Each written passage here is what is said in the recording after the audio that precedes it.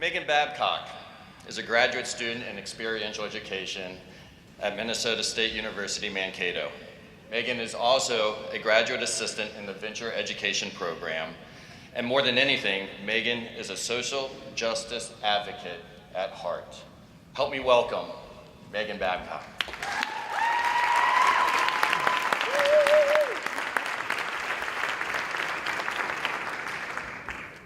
So I'd like all of you to close your eyes.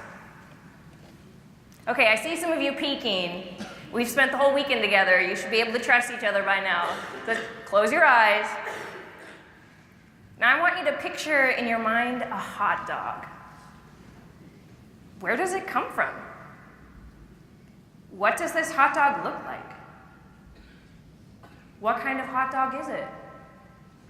What does it smell like? What kind of bun does it have? What sort of fixings or condiments are on it? Now open your eyes. Did your hot dog look like this? No. Mine probably wouldn't have either. I'm going to spend the next few minutes telling you about the journey that led me here today. To this stage, talking to all of you. A year ago, almost to this day, I sat in the audience just like all of you, knowing I wanted to be on stage sharing my story, but I had no clue what my Activate would be. This here is little Megan.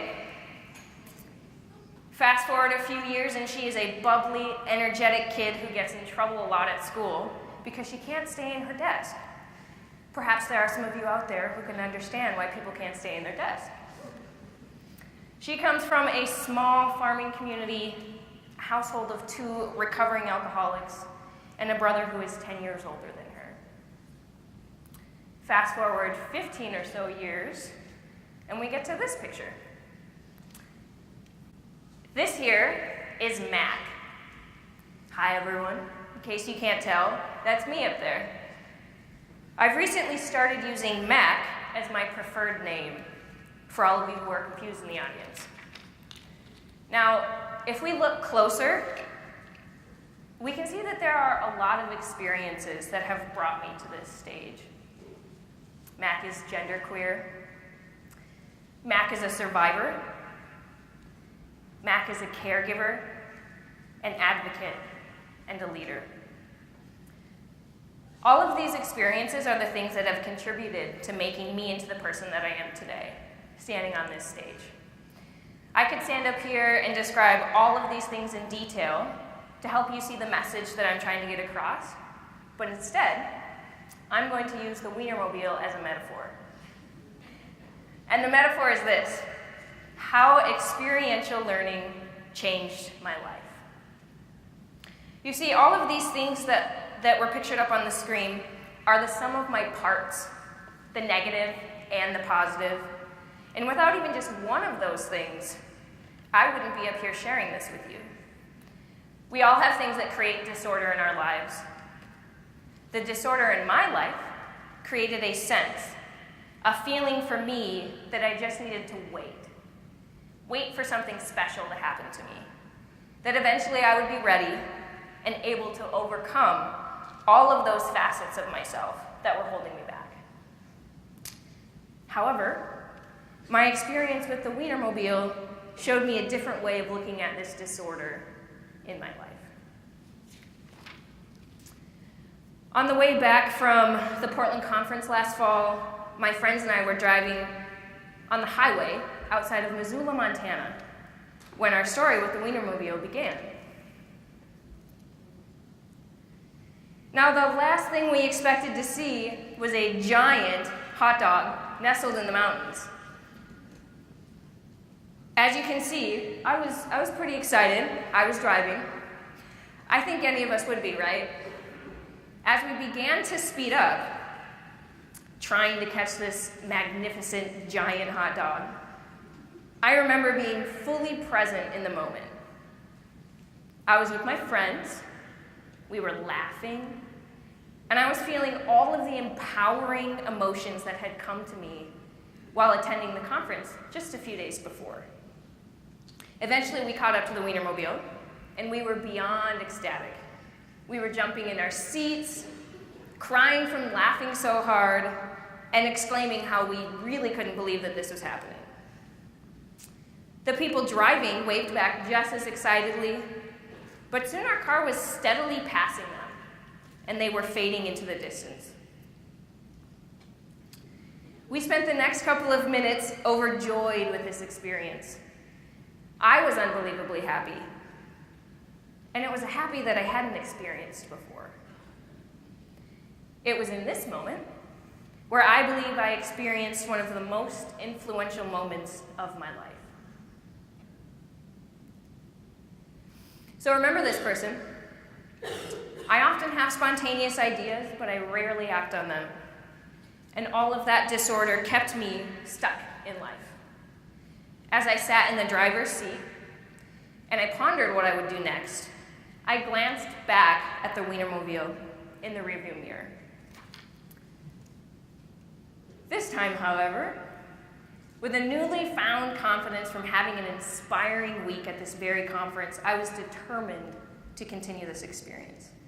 I was determined to reach out, grab the moment, instead of waiting for it to happen to me. Standing up here, it may seem like I'm a very confident person, and in some spaces I am. Oddly enough, I feel empowered when I'm teaching or facilitating. I guess I fit into this community, huh? But so often, my anxiety debilitates me. I feel frozen, I feel overwhelmed, and like I can barely make it through the next few hours, let alone the next day, or a week, or a year.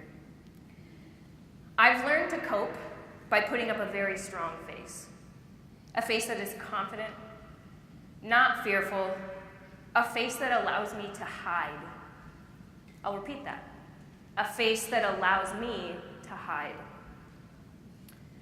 So, how did experiential learning change my life? It allowed me to have moments like this. He's got his thumb out.